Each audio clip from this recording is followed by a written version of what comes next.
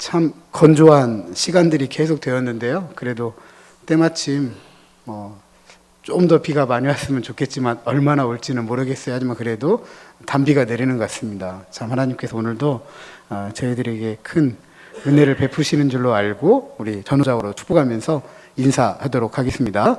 축복합니다. 잘 나오셨습니다. 은혜 받으십시다. 네, 복을 받으시려면은요. 아멘. 네, 오늘도 우리 예배가 복된 예배가 된 줄로 믿습니다. 교회 설립 62주년 기념 주일입니다. 교회의 생일이죠. 우리 다 함께 하나님께 먼저 박수로 영광을 돌리시겠습니다. 그리고 하나님이 핏값을 주고 세우신 교회를 우리가 함께 섬겨왔습니다. 그러므로 우리 온 성도들도 함께 축하받기에 마땅하다. 네, 이런 생각이 듭니다. 우리 전후좌우로 다시 한번 축하의 박수 해주시면서요. 수고하셨습니다. 애쓰셨습니다. 감사합니다. 다시 한번 인사하시죠. 수고하셨습니다. 애쓰셨습니다. 감사합니다. 네. 오늘 저는 교회 설립 주일을 맞아서 필라델비아 교회에 대한 주님의 말씀을 나누면서 그 은혜를 함께 나누고자 합니다. 그리고 이 은혜를 통해서 지금까지 함께 섬겨왔던 이 섬김, 주님이 다시 오시는 그날까지 함께 섬겨가면서 아름다운 교회 힘있게 세워가는, 또 그렇게 결단하는 시간 되시기를 주님의 이름으로 축복합니다. 필라델비아 지역은요, 사대에서 남쪽으로 약 48km 떨어진 곳입니다. 7교회가 위치한 소아시아 도시들 중에 가장 작은 도시입니다. AD 17년에 이 사대를 강타했던 큰 지진이 있었는데요. 이 지진 때문에 작은 이 필라델비아 지역이 대부분 파괴가 됩니다. 삶이 열악해지게 되니까 로마 제국의 도움을 받아서 도시를 재건하지만 크고 작은 지진 때문에 생명의 위협, 삶의 두려움 때문에 이 필라델비아 시민들이 도시 밖으로 빠져나가기 시작합니다. 그리고 필라델비아 주변 지역에 정착해서 살기 시작하는데요. 이런 필라델비아 지역도 역시 로마 제국 안에 있었기 때문에 이 이방의 혼합 종교를 같이 따라가는 그런 도시였습니다. 이런 환경이 세워진 필라델비아 교회, 그 기원은 잘 알려진 바는 없습니다. 그러나 이그나티우스가 이 도시를 방문하고 난 이후에 AD 110년에 쓴 서신에 보면 필라델비아 교회는 감독하에 장로와 집사를 갖춘 체계적인 교회였다. 하지만 이 유대적인 영향, 유대교의 도전, 이걸 심각하게 받고 있었다. 이렇게 전해집니다. 필라델비아 교회, 지진과 같은 자연재해로 말미암아서 생명의 두려움을 느끼고 있었고, 또 시민들이 도시를 빠져나가서 주변에 정착하다 보니까 돈이나 지위나 명예와는 거리가 먼 삶을 살았습니다. 이방 종교의 유혹 속에서 또한 살아가야만 했던 교회가 필라델비아 교회였습니다. 그럼에도 불구하고 신앙을 굳게 지켜서 칭찬받았던 교회로 성경에 알려져 있습니다. 오늘 본문은 생명의 두려움, 또 이방 종교의 유혹 속에서 살아가고 있는 이 필라델비아 교회를 위로하고 칭찬하는 예수님의 모습을 이렇게 묘사하고 있습니다. 거룩하고 진실하사 다윗의 열쇠를 가지신 이 곧 열면 닫을 사람이 없고 닫으면 열 사람이 없는 그분이다. 거룩하고 진실하다라는 표현은 구약에서 거의 하나님에게만 사용되던 어휘입니다. 요한은 예수님을 결국 거룩하고 진실하다라고 표현하는 건 예수님이 곧 하나님이다 라고 소개하고 있는 것이죠. 하나님이신 예수님을 다윗의 열쇠를 가졌다라고 합니다.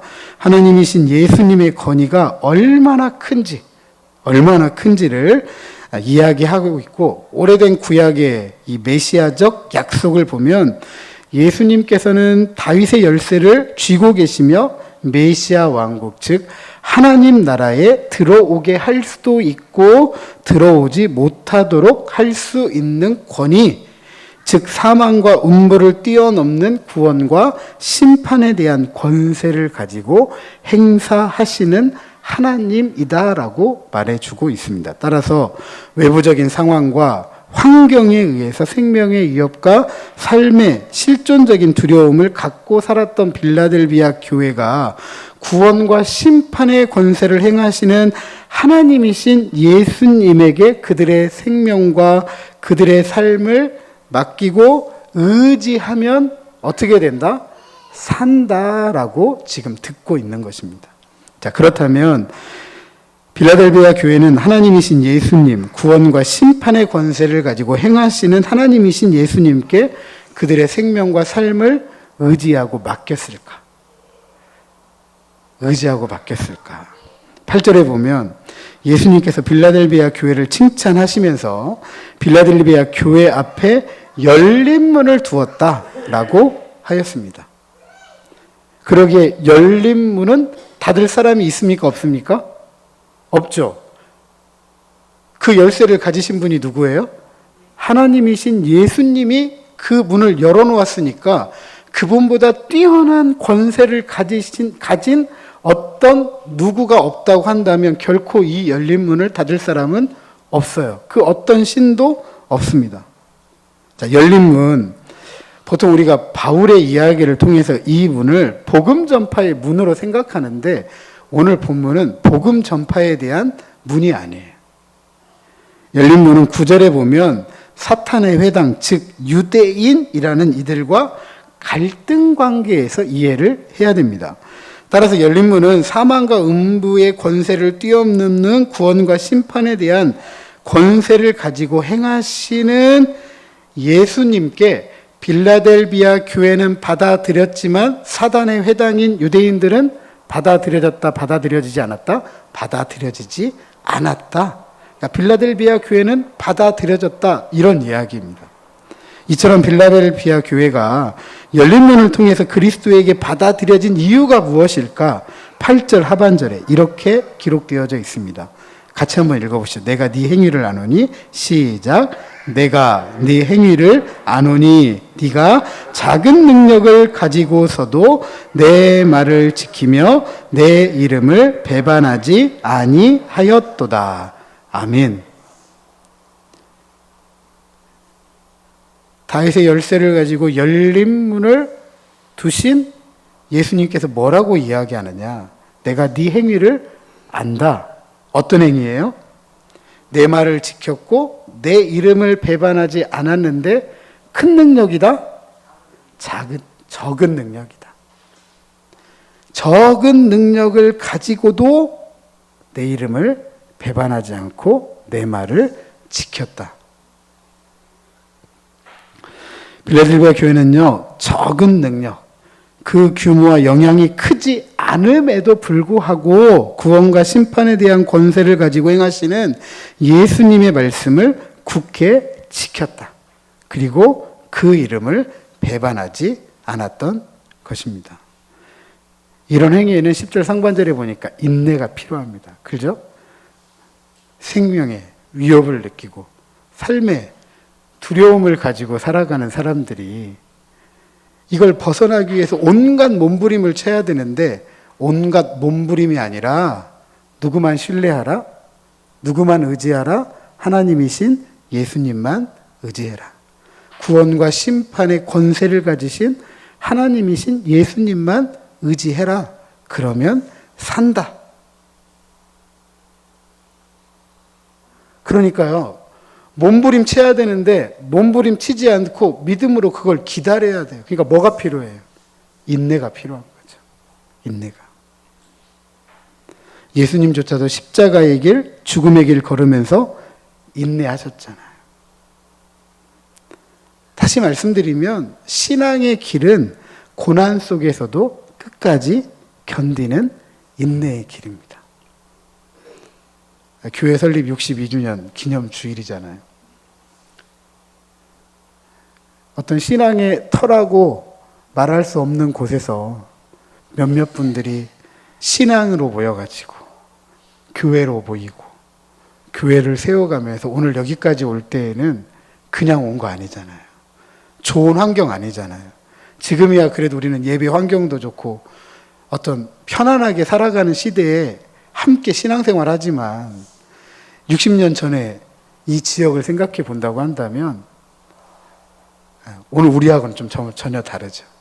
그분들에게 신앙으로 살아간다는 건 뭐가 필요하죠? 그 시절에 이 지역에서 신앙으로 살아가려고 하면 왜 손가락질 안 당했겠어요? 그죠? 이 험한 산골에 산다라는 것. 우리 장로님께서도 기도하셨지만 우상의 어둠의 그림자가 함께 있어요. 늘 같이 공존을 해요. 그런 사람들에게 우리가 신앙인이다, 신앙으로 살아야 된다, 믿음을 권면하고 교회 가자고 이야기했을 때 그분들이 받았던 핍박은 오늘 우리가 당하는 핍박하고는 차원적으로 다르죠. 인내가 있었기 때문에 여기까지 온 거잖아요. 그죠? 인내가 있었기 때문에. 참아왔기 때문에. 그래서 후원받고 미자립이었을 때도 있지만 이제는 그래도 어느덧 자립하고 우리가 누군가를 돕겠다 할 때 함께 협력해서 도울 수도 있고 이런 교회가 됐다라는 건 결코 작은 일이 아닌 거죠. 아멘. 그 결과로 9절 하반절 이하 11절에 보면 보상을 받게 됩니다. 9절 하반절은 소극적 의미에서 보상을 이야기하는데 빌라델비아 교회의 보상은 사탄에 속한 자들을 빌라델비아 교회의 발 앞으로 오게 한다. 그리고 절하게 한다. 예수님께서 빌라델비아 교회를 사랑하시는 줄을 알게 한다라는 것입니다. 남들이 내 발 앞에 와서 무릎을 꿇고 절한다라는 것은 결국 무엇이죠? 사탄의 회당은 유대인들이었잖아요.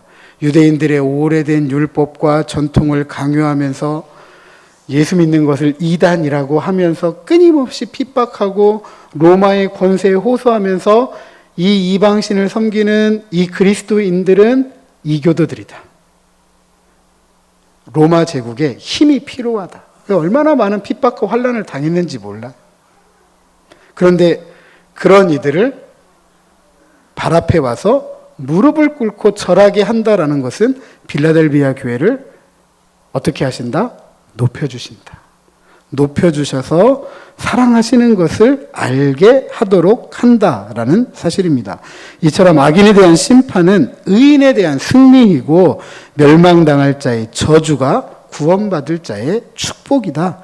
이게 하나님의 백성에 대한 하나님의 소극적인 사랑입니다. 이에 반해 10절 상반절에는 적극적인 의미의 하나님의 사랑을 표현합니다. 인내의 말씀을 지켰기 때문에 하나님께서 어떻게 해주신다? 지켜주시겠다. 그래서 시험의 때를 면하게 하신다라고 하였습니다. 다시 말해서 예수님을 향하여 신실했던 빌라델비아 교회에 대해서 예수님께서 그들에 대해서 신실하겠다. 신실하겠다. 특별히 시험의 때로부터 지켜주시겠다라고 했습니다. 시험의 때 믿는 자들에게는 구원의 때이지만 믿지 않는 자들에게는 심판의 때이기도 합니다. 다니엘 12장 1절에 보면 이 환난의 때를 통해서 구원받는 자는 정결하게 되고 악인은 깨닫지 못하고 심판을 받게 됩니다. 그러므로 구원받는 자에게 환난의 때는 앞서 말씀드렸던 것처럼 인내의 시간, 참음의 시간입니다. 바로 그 시간에 홀로 참고 홀로 인내하는 것이 아니라 누가 지켜주시고 보호해 주신다? 주님께서 우리를 지켜주시고 보호해 주신다. 뿐만 아니라 그것을 통해서 우리를 더욱더 정결하게 하시고 하나님의 백성으로 만들어 가신다라는 사실입니다. 예수님은 신실한 빌라델비아 교회에게 바로 이 시험의 때를 통해서 구원해 주시겠다. 그것을 누구의 이름을 걸고 지금 말씀해 주시는 거예요? 자기 이름을 걸고. 여러분들도 자녀들에게 어렸을 때 뭔가 약속할 때 어떻게 약속하셨어요? 어떻게 약속하셨어요? 약속을 하면 자녀들이 믿어요, 안 믿어요? 믿을 때도 있고 안 믿을 때도 있죠. 그렇죠? 그럼 안 믿을 때는 어떻게 믿으라고 말씀하시죠? 그렇죠. 내가 네 아빠야. 내가 네 엄마야. 그냥 아빠니까 엄마니까 믿으면 돼. 그게 무슨 말이에요? 내가 네 아빠 엄마니까 나는 반드시 약속 지켜. 해줄게. 이 말이잖아요. 이것만큼 강력한 확신이 있는 말씀이 어디 있어요. 지금 주님이 빌라델비아 교회에게 생명의 위협을 느끼고 실존적인 두려움을 가지고 살아가는 이들에게 내가 너 지켜줄게. 내 이름 걸고 지켜줄게. 우리 어릴 때는 다 하셨을 것 같아요. 남자분들은. 네. 남자분들은 다 이렇게 뭐 걸고 이야기하잖아요. 그죠? 그리고 어른들은 이런 말도 많이 해서 손에 뭐 한대요? 장도 짓는데 이렇게 이야기했잖아요. 이게 무슨 말이에요? 그 약속은 다 지키겠다는 거죠. 주님이 자기 이름으로 건 건 다 건 거예요. 왜냐하면 이 히브리적인 사고에서 이름은 그 사람의 전부예요. 그 사람의 전부. 그러니까 주님이 주님의 이름 걸고 한 건 자기를 다 걸고 한 거예요. 그러니까 그때를 두려워할 필요가 있다 없다? 없다라는 사실이죠. 그래서 11절에 보면 이 보상에 대한 약속을 보증이라고 하듯이 예수님께서 속히 오신다라고 했습니다. 속히 오신다. 예수님의 오심의 특징이기도 합니다. 왜냐하면 환난과 핍박, 고난과 박해 속에 있던 자기 백성을 향한 극적인 하나님의 마음의 표현이죠. 힘들면 빨리 벗어났으면 좋겠잖아요. 그런 이들에게 뭐라고 말씀하시는 거예요? 내가 속히 갈게. 자기 이름을 걸고 약속하신 주님이 속히 갈게 얘기하면 아, 우리 곧 해방되는구나. 우리가 곧 사는구나. 이 두려움에서 벗어나는구나. 그런 소망을 갖게 되는 거죠. 11절 하반절에 예수님의 재림 때까지 그분이 속히 오시는 때까지 무엇을 잡으라? 네가 가진 것을 잡으라 라고 했습니다. 빌라델비아 교회가 가진 것 뭐죠? 적은 능력이에요. 빌라델비아 교회는요, 큰 거 가지려고 노력하지 않습니다. 그리고 주님이 큰 거 가지라라고 말씀도 하지 않아요. 뭘 잡으래요? 네가 가진 것. 그게 뭐예요? 적은 능력이에요. 적은 능력. 이 적은 능력은 다른 거 아니에요. 예수님의 말씀에 순종하고 그 이름을 배반하지 않는 빌라델비아 교회의 신실한 태도입니다. 그것을 계속해서 지키라는 거예요. 거기에 뭐 큰 능력 갖겠다고 이거 하고 저거 하고 하면서 뭘 해라 이렇게 말씀하지 않아요. 근데 우리는 좀 다르죠. 우리는 뭔가 더 큰 능력이 있어야 하나님이 크게 영광 받으시는 것처럼 생각할 때가 참 많지만 그렇지 않아요. 하나님께서 우리에게 원하시는 건 큰 능력이 아니라 그분에 대한 신실한 마음과 태도입니다. 왜입니까? 11절 마지막 보게 보니까 아무도 네 면류관을 빼앗지 못하게 하기 위함입니다. 면류관은 승리의 상징입니다. 승리를 위해서 예수님 다시 오실 때까지 그거 잡았던 것 끝까지 지켜야만 얻을 수 있는 것이죠. 적은 능력일지라도 지금까지 지켜왔던 그 신실함, 그걸 붙잡고 달려왔던 이 길 저버리지 말고 끝까지 그걸 지키라는 거예요. 대부분 우리가 삶도 그렇잖아요. 힘들고 어려울 때 삶하고 뭔가 갖추고 뭔가 되었고 그럴 때의 삶이 똑같으면 좋겠는데 항상 변하더라고요. 처음 마음이 아니더라고요. 처음 마음이. 처음에 교회를 세우실 때 그분들의 마음하고 오늘 우리들의 마음하고 똑같을까요? 다를까요?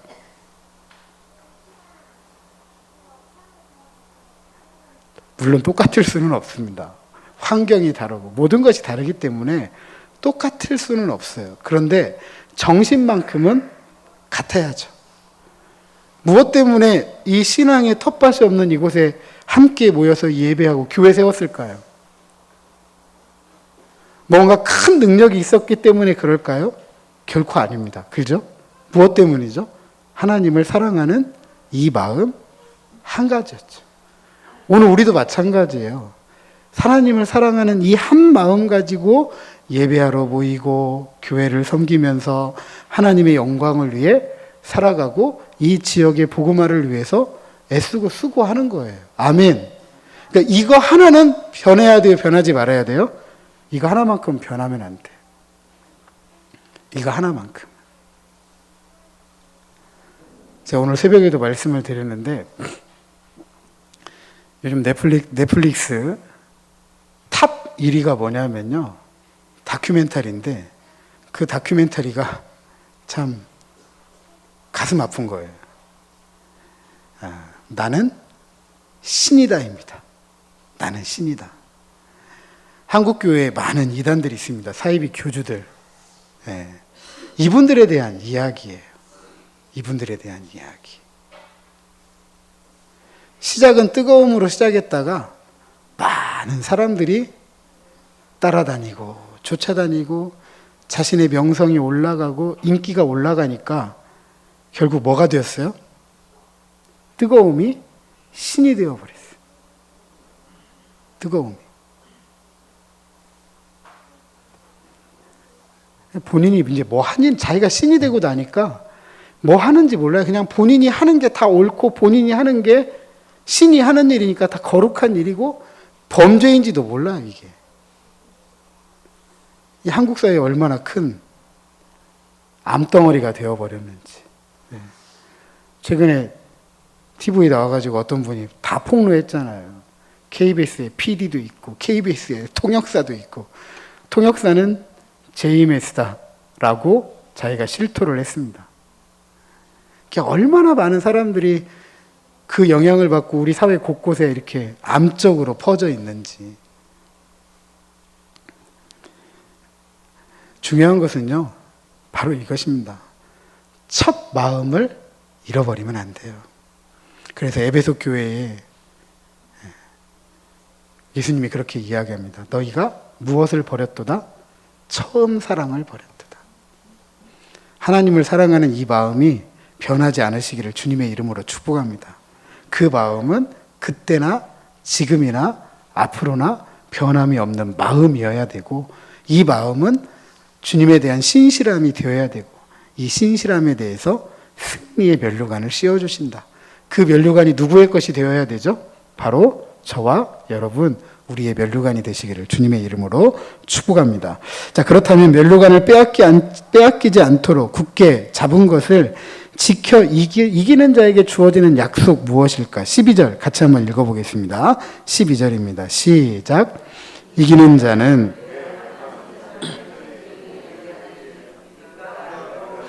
나가지 아니하리라. 내가 하나님의 이름과 하나님의 성 곧 하늘에서 내 하나님께로부터 내려오는 새 예루살렘의 이름과 나의 새 이름을 그의 위에 기록하리라. 아멘. 하나님의 성전의 기둥이 된다라는 건, 그 기둥은 누구 소유죠? 하나님의 성전의 기둥이라는 건 따로 존재하는 것이 아니라 성전의 기둥이죠. 성전의 소유이죠. 그죠? 그러니까 하나님의 성전의 기둥이 된다는 건 하나님의 성전에 속한다라는 이야기입니다. 하나님의 성전은 하나님의 임재, 하나님의 통치를 받아들이는 하나님의 집입니다. 다시 말해서 하나님의 성전에 기둥된다라는 것은 하나님의 집사람이 된다. 예수님은 그 이름을 믿고 영접하는 자에게는 하나님의 자녀가 되는 권세를 주신다. 그러니까 우리가 하나님의 성전의 기둥이 된다는 건 하나님의 자녀가 된다. 하나님의 백성이 된다라는 것입니다. 건물이 있는 이 한 건물을 지탱하는 이 기둥이 있는 것처럼 하나님의 성전 기둥 무너질 수가 없습니다. 결코 무너지지 않는다라는 중요성, 그리고 그것과 함께 견고하게 영원히 고정되어 있다라는 것을 말해줍니다. 그래서 12절 하반절에 결코 다시 나가지 않는다. 앞서 뭐라고 했죠? 다윗의 열쇠를 가지신 예수님께서 열린 문을 두었다. 그 문을 닫을 사람이 있다 없다? 없다. 그러니까 뭐라고 하죠? 그 열린 문으로 들어가면 다시 나간다, 나가지 않는다? 나가지 않는다. 다시 나가지 않는다. 앞선 부분에 살펴보았지만 빌라델비아 지진의 두려움, 위협 때문에 도시 내에서 살 수가 없고 도시 주변에서 살았다라고 말씀드렸습니다. 또 자칭 유대인이라 하는 사탄의 회당에 의해서 정치적, 사회적, 종교적 환난과 핍박, 박해와 고난, 이것 등으로 말미암아서 쫓겨다녀야 했어요. 그러나 하나님의 성전에서는 이런 두려움이 있다 없다? 없다. 이런 위협이 있다, 없다? 없다. 주변으로 이주할 필요도 없고 쫓겨 다닐 필요도 없다. 그 안에서 사는데 어떻게 사느냐? 기둥처럼 살게 된다. 생명과 삶을 보장받는다. 그것도 언제까지요? 영원히 보장받는다. 오히려 쫓겨나는 이들이 누구예요? 사탄의 회당, 자칭 유대인이라 하는 이들입니다. 나아가서 그렇게 사는 것으로 만족하지 않고 그 기둥 위에 삼중 서명을 약속합니다. 12절 하반절, 하나님의 이름, 곧 하나님의 이름과 하나님의 성, 곧 하늘에서 내려오는, 하나님께로부터 내려오는 새 예루살렘의 이름, 나의 새 이름을 그의 위에 기록한다. 고대 사회에서 기둥에 이름 쓰는 건요, 존경하는 사람들의 이름을 적게 됩니다. 존경하는 사람들. 요즘 우리 젊은 사람들은 그런 게 아니고 자신들의 사랑을 어디다 확인하는 것처럼 막 어디 놀러 가가지고 막 거기다가 막 하트 그려놓고 막 화살표 막 찍찍 해놓고 이름 쫙 써놓고 누구누구 언제 왔다 가다 뭐 이렇게 쓴단 말이죠. 근데 이 고대 사회에서는 이런 기둥에다가 존경하는 사람의 이름을 쓴 건 뭐냐면, 앞서 말씀드렸던 것처럼 기둥이 없어지지 않는 한 건물은 남는 거죠. 그렇죠? 그러니까 이 기둥에 이름을 쓴다는 건 이 이름이 어떻게 되기를 바라는 거예요? 영원히 기억되기를 바라는 거예요. 영원히 기억되기를. 그러니까 오늘 본문의 이름들은 하나님의 소유된 백성임을 나타내는 동일한 의미예요. 하나님의 이름으로 쓴다, 새 예루살렘의 이름으로 쓴다, 나의 새 이름, 주님의 새 이름이죠. 그 이름을 그 기둥 위에 쓴다. 이 다 똑같은 의미입니다. 빌라델비아 교회가 예수님을 배반하지 않고 그분을 신뢰하고 시인했기 때문에 내가 너를 인정한다. 그리고 너를 영원히 기억하도록 한다라고 말씀해 주고 있는 것입니다. 사랑하는 성도 여러분, 빌라델비아 교회 유대인들의 공격받았습니다. 지진으로 날마다 삶에 대한 두려움을 가지고 살아야 했습니다. 언젠가 TV에 일본의 큰 지진, 제가 조금 어려서 좀 오래된 일입니다. 일본에 큰 지진이 있었어요. 일본에 큰 지진이 있어가지고 어떤 분이 인터뷰를 하는데 그분이 하는 얘기가 딱 이 얘기예요. 두렵다. 두렵다라는 이야기예요. 일본은 항상 지진이 있잖아요. 계속. 그러니까 사는 것이지만 항상 그것을 의식하며 살아야 될 정도로 두려움이 있다라는 거예요. 빌라델비아 교회도요, 의식적인 그런 두려움을 가지고 살지 않을 수가 없는 그런 지역입니다. 그런 지역. 그럼에도 불구하고 하나님에 대한 신실함에 대한 어떤 걸 가지고 있었어요? 적은 능력을 가지고 있었습니다. 우리 교회도 적습니다. 물론 우리 교회보다 더 적은 교회도 많아요. 그러나 하나님께서 평가하실 때 작다, 적다, 크다, 많다로 평가하지 않으신다라는 것은 분명합니다. 빌라델비아 교회는 당시 여느 교회와 마찬가지로 적은 교회였고 또 작은 교회였습니다.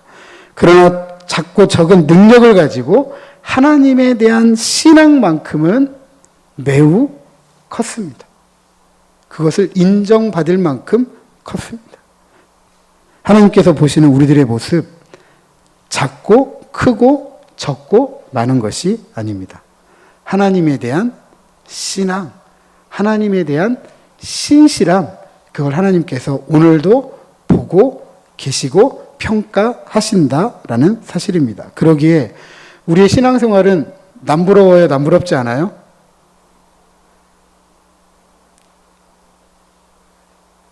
제 말이 어려운가요?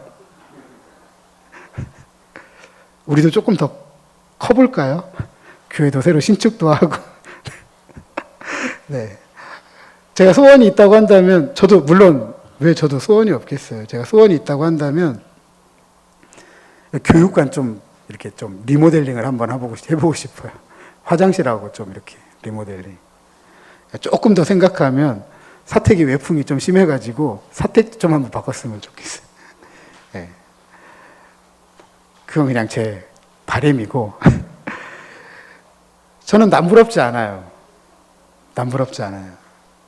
크고 많고 물론 그것도 뭐 저도 꿈을 꾸고 생각하면 좋겠죠. 저도 한때 그런 생각 참 많이 했습니다. 그래서 잘 되는 교회 찾아다니기도 했고 자료들도 수집도 하고 왜 잘 될까 뭐 할까 다 찾아봤습니다. 찾아봤어요. 그런데 제가 결론을 하나 내렸습니다. 절대로 교회는 그러면 안 된다. 그러면 안 된다. 제가 그래서 남부럽지가 않은 거예요.